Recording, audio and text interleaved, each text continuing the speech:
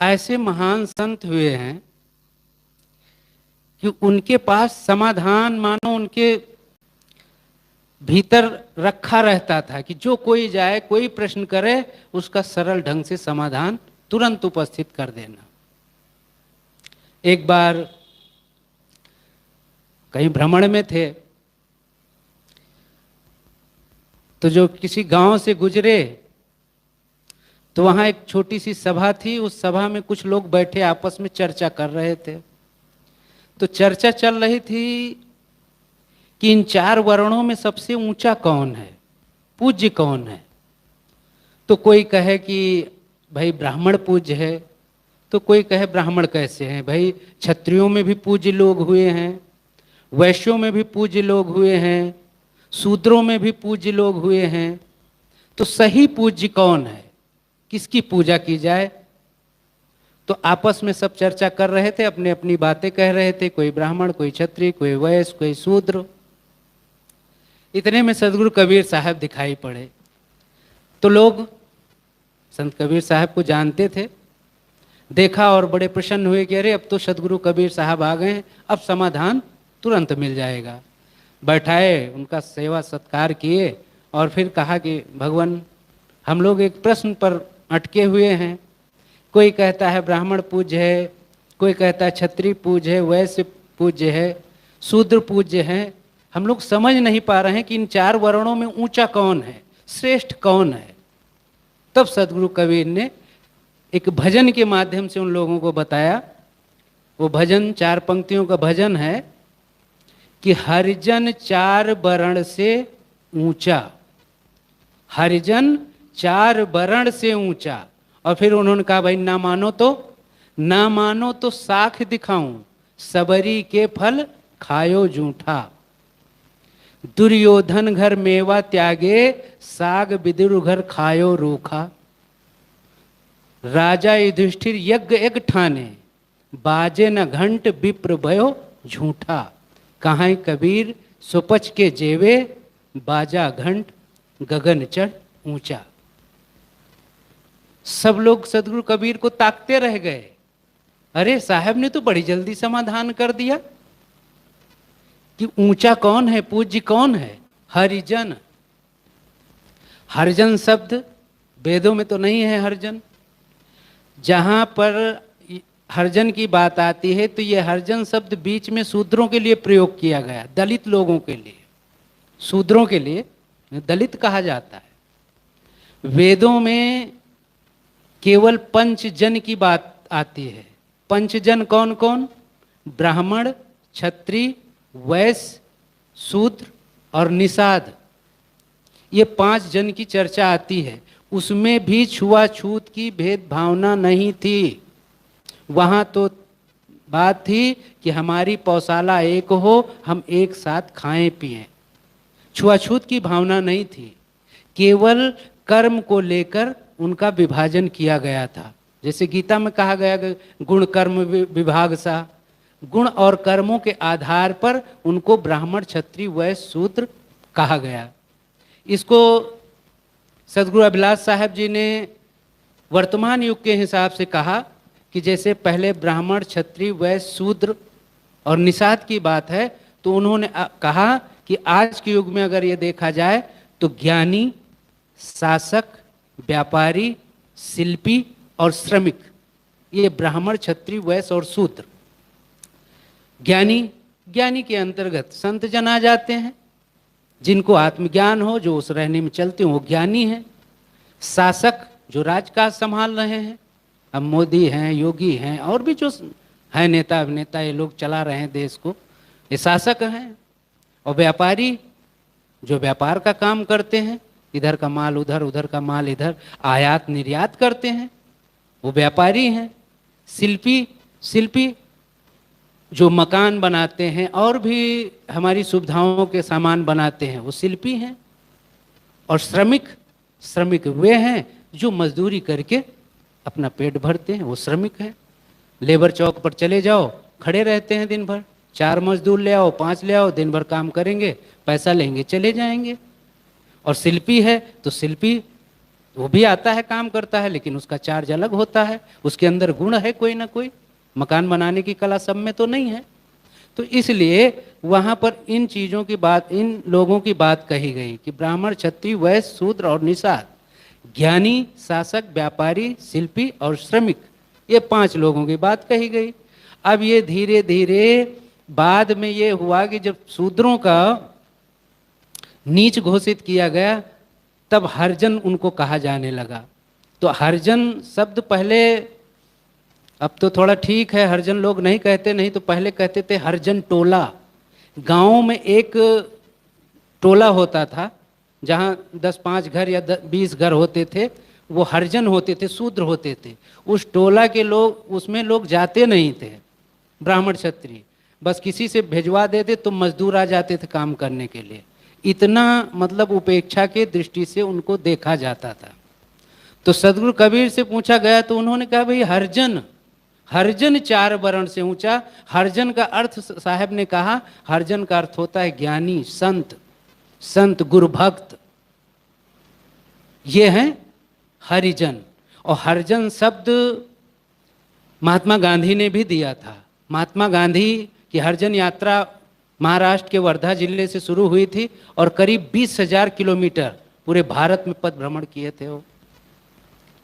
तो हरिजनों के लिए उन्होंने पत्रिका भी निकाली थी, साप्ताहिक पत्र एक छापते थे, उनके लिए बहुत कुछ किया उन्होंने।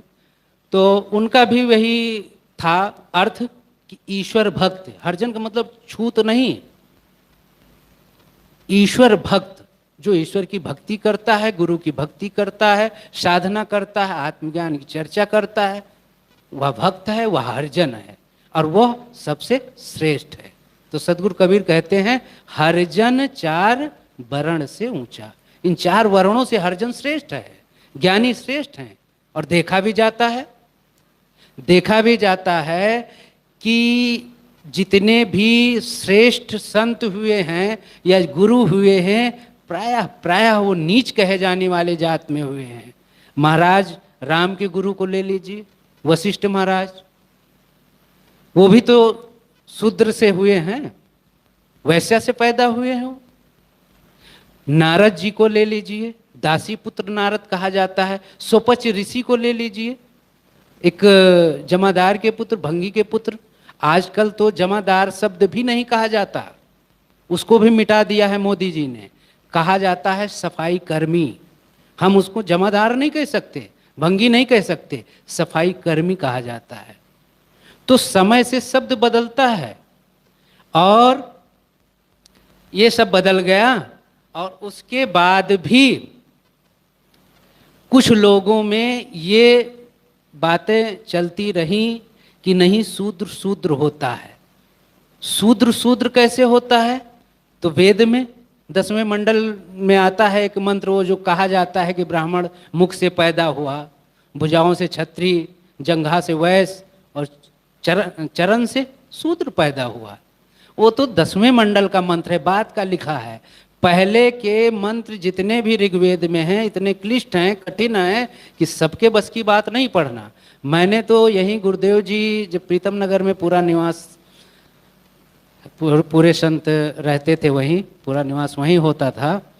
तो एक दिन सीएम साहब सेवा में रहते थे, श्री चूड़ामणि साहब, तो मैं भी चला गया। तो टेबल पे गुरु जी की ऋग्वेद रखा था और उसी पर एक सूक्ष्मदर्शी। तो मैंने कहा साहब जी इसको छू लूं? तो कहे हाथ धो लो पहले।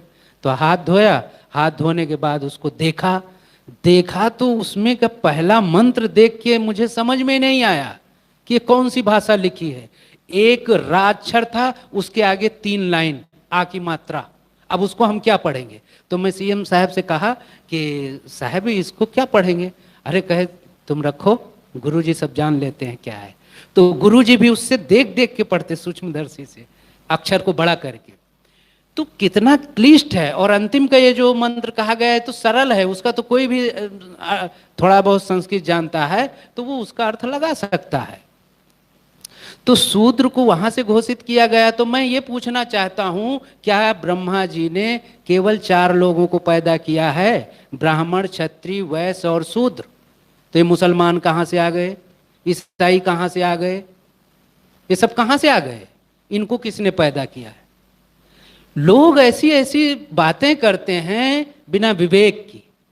बस जो ये पारक सिद्धांत कहता है और जो विवेक कहता है और जो हकीकत है वह यही है कि बस मानव जात एक है, मानव जात एक है। हिंदू मुस्लिम सिख ईसाई ताहिक करो विवेक, एक नारी जन्म दियो है ताहिक करो विवेक। ऊपर की लाइन थोड़ा गड़बड़ हो गई, हिंदू मुस्लिम सिख ईसाई आपस में सब एक नारी जन्म दियो है ताहिक करो विवेक। जाति का अर्थ होता है पैदा होना, तो मानव की जाति, मानव की पैदाइश तो एक जैसे है सबकी, सब एक ही रास्ते से आते हैं, सबका गर्भाधान एक जैसा होता है। पशुओं में अंतर है, कुत्ते की जात अलग है, बिल्ली की अलग है, भैंस की अलग है, ऊंट की अलग है, और इनका प्रजनन करने का जो समय होता है उनसे वही चीज होगा, दूसरा नहीं होगा।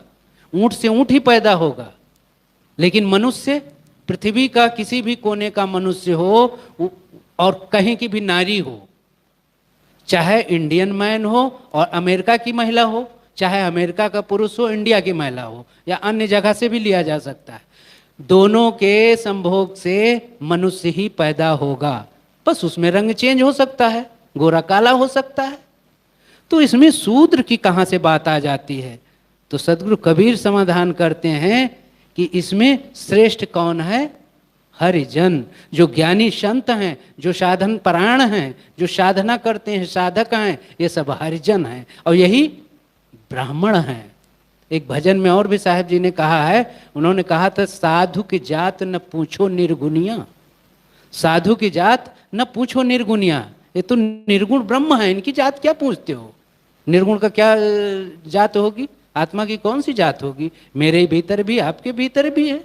उसी में अंतिम पंक्ति कहते हैं, कहें कबीर सुनो भाई साधु, सब लोगन में संत बड़े हैं, शब्द रूप जिन दहिया, कहें कबीर सुनो भाई साधु, सत्य रूप वही जनिया। मतलब कि सब लोगों में संत श्रेष्ठ हैं।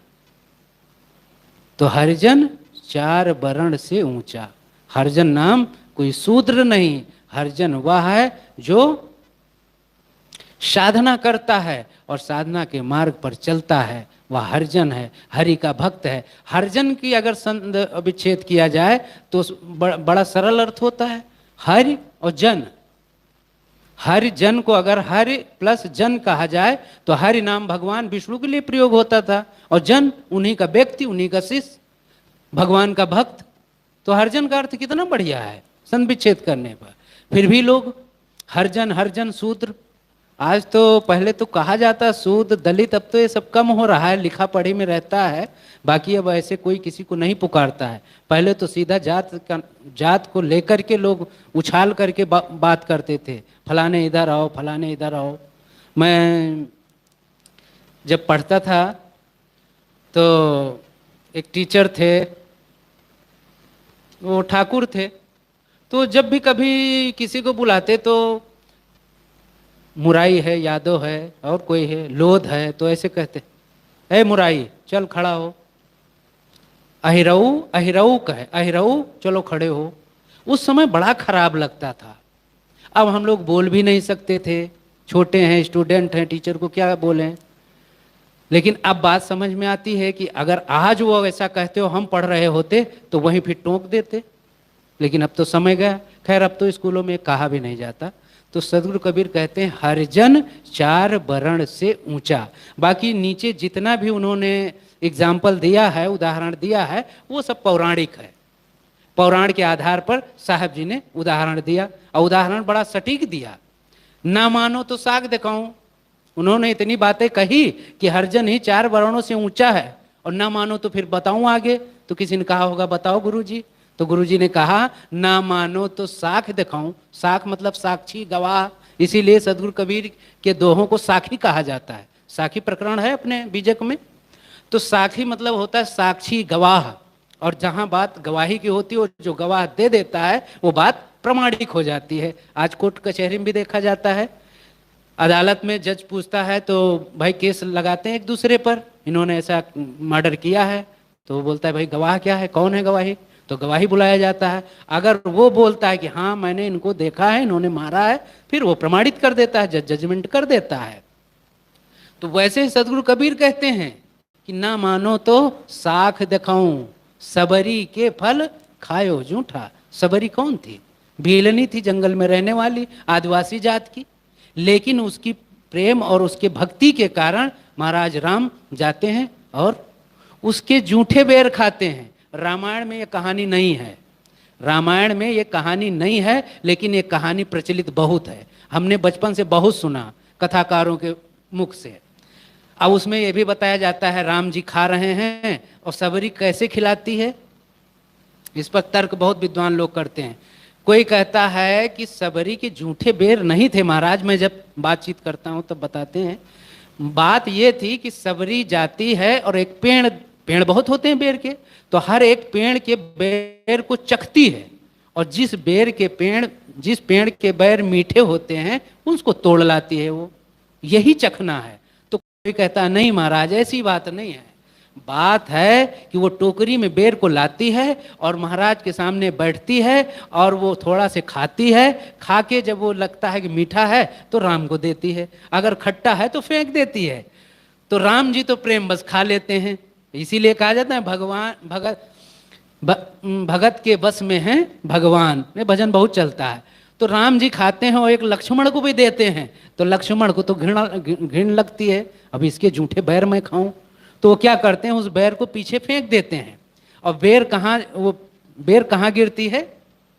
द्रोणगिरी पर्वत पर। कहानी क्या कह रही? वही पर्वत पर वही बेर के बीज संजीवनी बूटी बन गए, ऐसा लोग बताते हैं।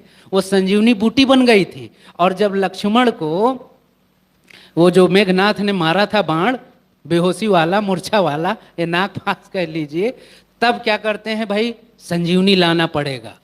तो जाते हैं तो वही बेर संजीवनी थी, उसी द्रोणगिरी पर्वत को हनुमान जी उठा के लाते हैं और उसका रस पिलाया जाता है, कानों में डालते हैं, लेप करते हैं लक्ष्मण जी। कहाँ से कहाँ लोग जोड़ते हैं। तो सदगुरु कबीर तो बात ये कहते हैं कि भाई जिस सबरी के हाथ का लोग पानी नहीं पीना चाहते थे, जिसको आप भगवान कहते हो, उस भगवान ने उनके जूठे बेर खाए। अब इससे बड़ा प्रमाण क्या हो सकता है। और दूसरी बात कहते हैं दुर्योधन घर मेवा त्यागे, साग विदुर घर खायो रूखा। ये बात उस समय की है जब महाराज ये लोग वनवास में होते हैं, 12 साल का 13 साल का होता है वनवास, उसमें 12 साल वनवास, 1 साल अज्ञातवास होता है।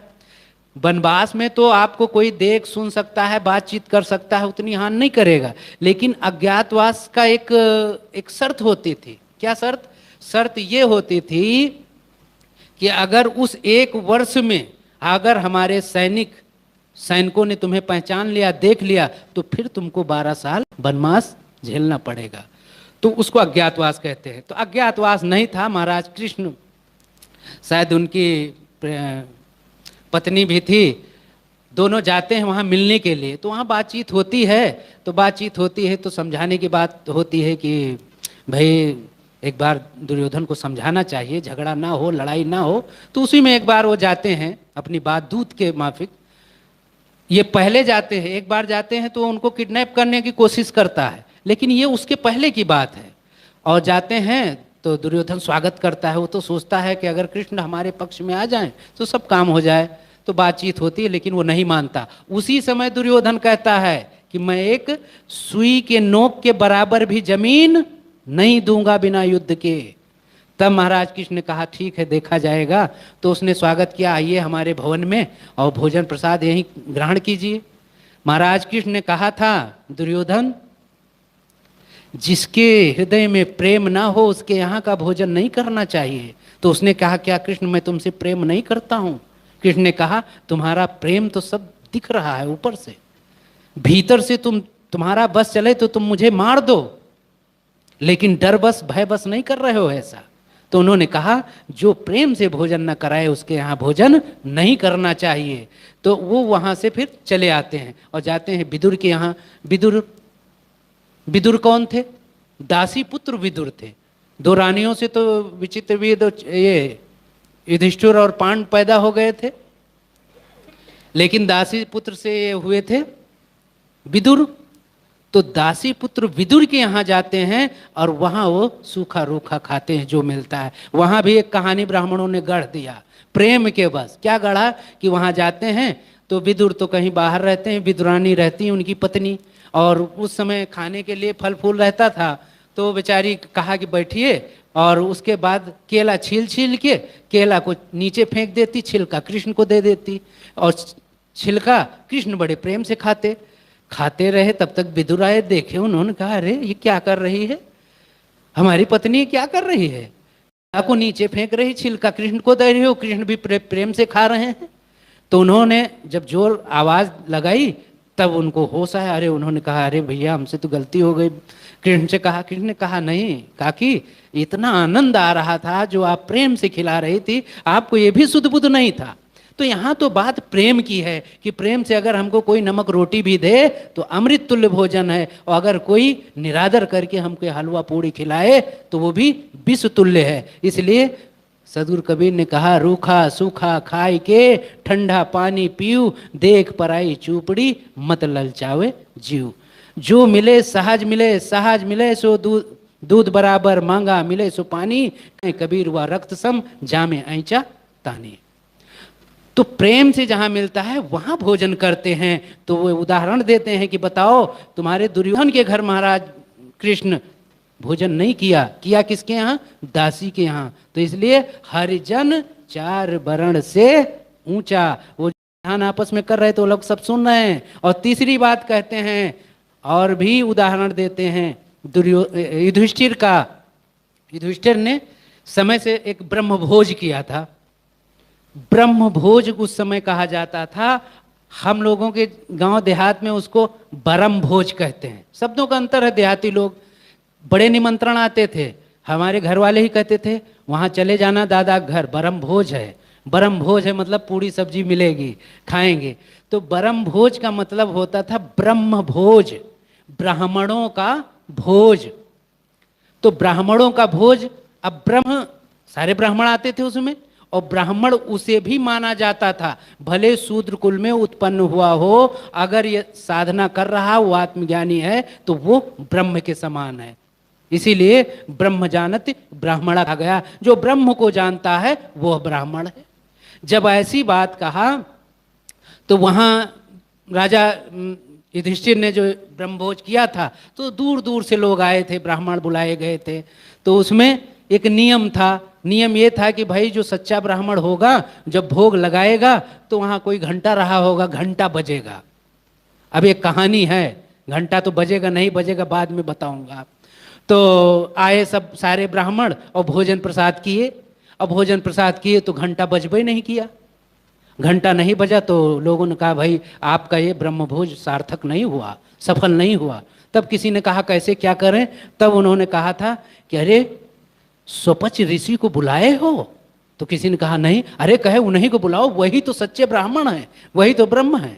तो जाते हैं, उसमें भी कथा लंबी है, समय अनुसार मैं खींच रहा हूँ, उसको बढ़ाऊंगा नहीं।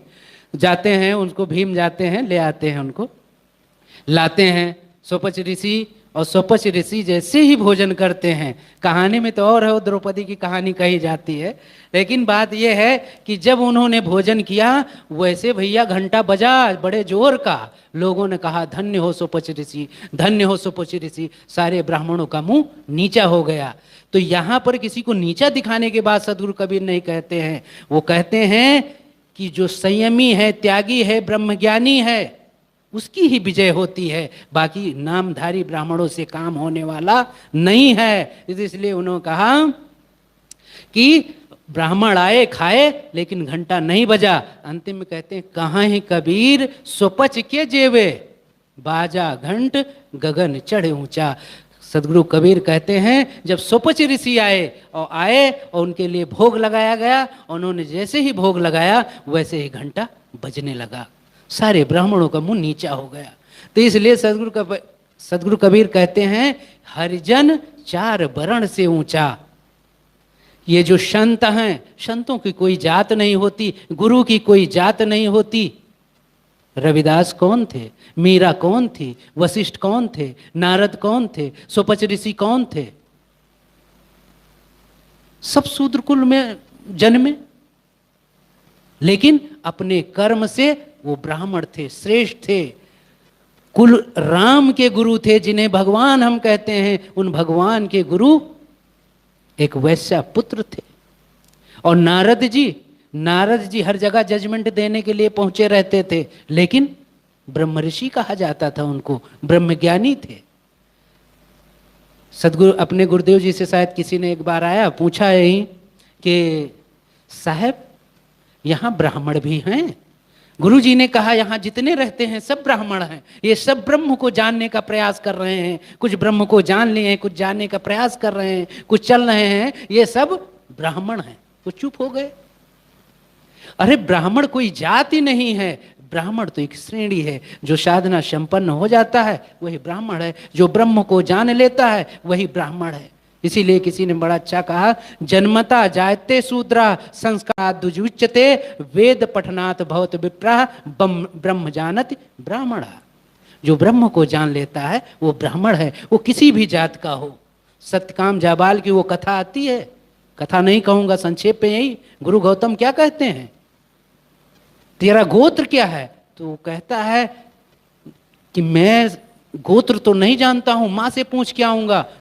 से पूछ, जब बच्चा पूछता है तो माँ कहती है, बेटा मैंने तो तुझे अपनी जवानी में पाया था, विचरण करती हुई, अनेकों की सेवा सहचर करती हुई, पता नहीं कब कहाँ गर्भ ठहर गया, पता ही नहीं, मुझे नहीं पता तू किसका पुत्र है, बस मेरा नाम सत्यकाम है और माता का नाम जबाला है, तो मैं सत्यकाम जाबाल हूं।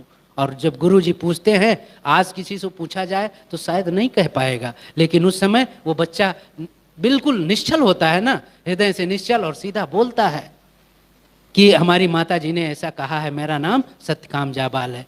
गौतम उठ के उसको सीने से लगा लेते हैं, गौतम उठ के सीने से लगाते हैं और कहते हैं, बेटा तू अब ब्राह्मण नहीं है, तू ब्राह्मण है, क्योंकि अब ब्राह्मण इतना सत्य नहीं बोल सकता, एक ब्राह्मण ही सत्य बोल सकता है। कितनी बड़ी बात कहते हैं।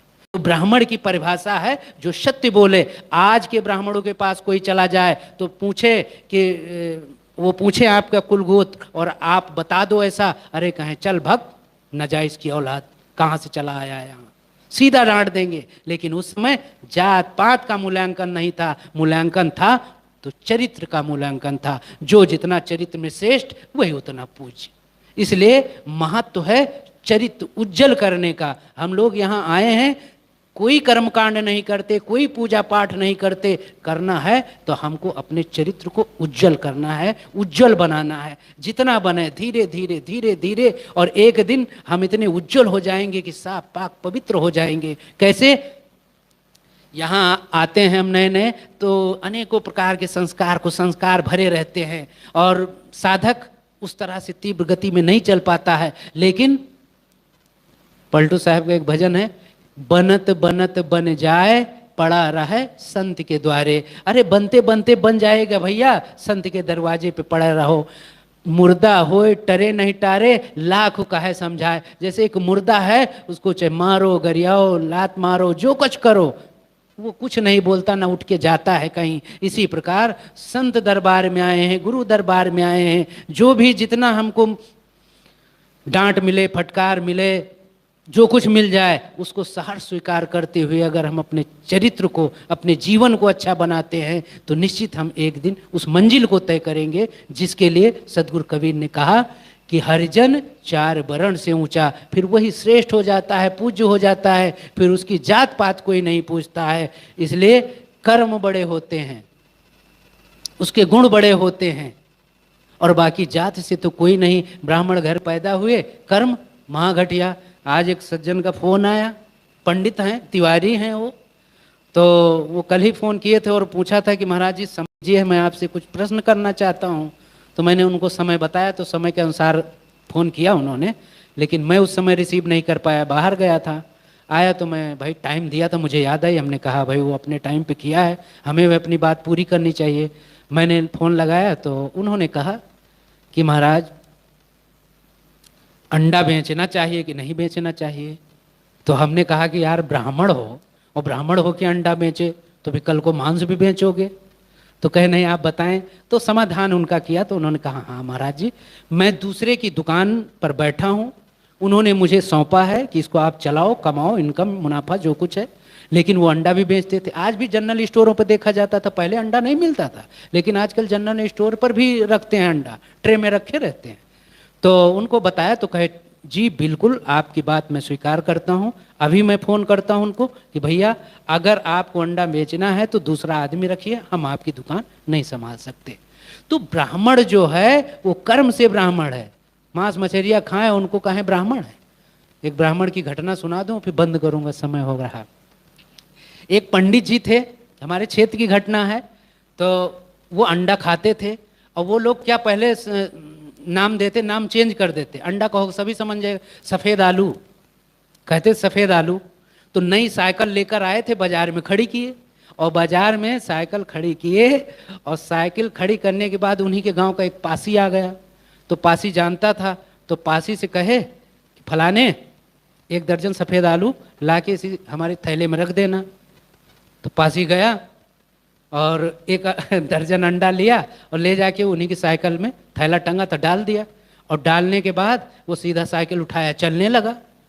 तो पंडित ने कहा अरे भैया साइकिल कहाँ ले जाते हो? तो किसकी साइकिल? उसने कहा अरे साइकिल मेरी है। उसने कहा आपकी कैसी है? आपकी साइकिल कैसे है?